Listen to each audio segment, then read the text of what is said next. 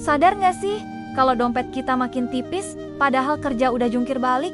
Katanya sih, gara-gara ekonomi global. Tapi, apa hubungannya ekonomi global sama uang jajan atau gaji kita sebagai Gen Z? Nah, sini deh, kita bedah bareng-bareng. Jadi gini, ekonomi global itu kayak jaring laba-laba raksasa yang nyambungin semua negara. Kalau satu bagian jaringnya goyang, semuanya ikut goyang juga. Misalnya, ada perang di negara lain, harga minyak dunia bisa naik. Efeknya, ongkos transportasi naik, harga barang-barang di warung sebelah juga ikut naik. Itulah kenapa tiba-tiba harga mie instan favorit kamu bisa jadi lebih mahal. Atau pernah dengar soal perusahaan teknologi besar yang PHK ribuan karyawannya di luar negeri? Nah, itu juga ngaruh ke kita. Bisa jadi perusahaan di sini jadi ikutan was-was dan nahan buat buka lowongan kerja baru. Jadi makin susah deh cari kerjaan. Coba deh lihat fenomena yang lagi viral sekarang, kayak quiet quitting atau lazy girl job.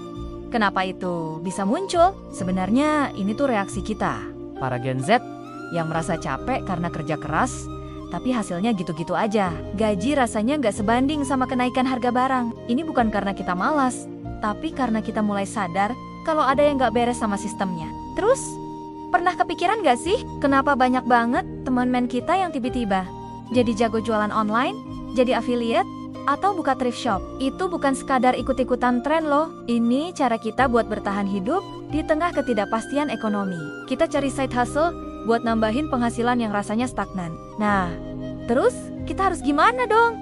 Pasrah aja sama keadaan? Tentu enggak. Kuncinya adalah adaptasi dan jadi lebih pintar.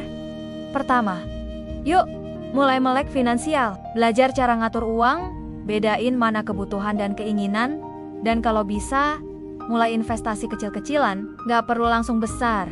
Dari reksadana 100.000 juga bisa kok. Kedua, jangan berhenti belajar. Dunia berubah cepat banget. Skill yang relevan hari ini bisa jadi besok udah nggak kepakai. Manfaatin internet buat ikut kursus online, belajar skill baru kayak digital marketing, desain grafis, atau coding. Ini bisa jadi senjata kita buat punya nilai tawar yang lebih tinggi di dunia kerja, atau bahkan buka peluang usaha sendiri. Intinya, kondisi ekonomi global emang di luar kendali kita. Tapi, cara kita meresponsnya itu sepenuhnya ada di tangan kita. Jangan cuma jadi penonton yang ngeluh, tapi jadilah pemain yang cerdas dan bisa manfaatin setiap peluang. Kita ini generasi yang paling adaptif kan? Gimana menurut kalian? Ada cara lain nggak buat kita sebagai Gen Z menghadapi tantangan ekonomi ini? Coba deh share pendapat kalian di kolom komentar ya. Jangan lupa like, subscribe, dan nyalain loncengnya biar kita bisa terus diskusi bareng. Terima kasih sudah nonton.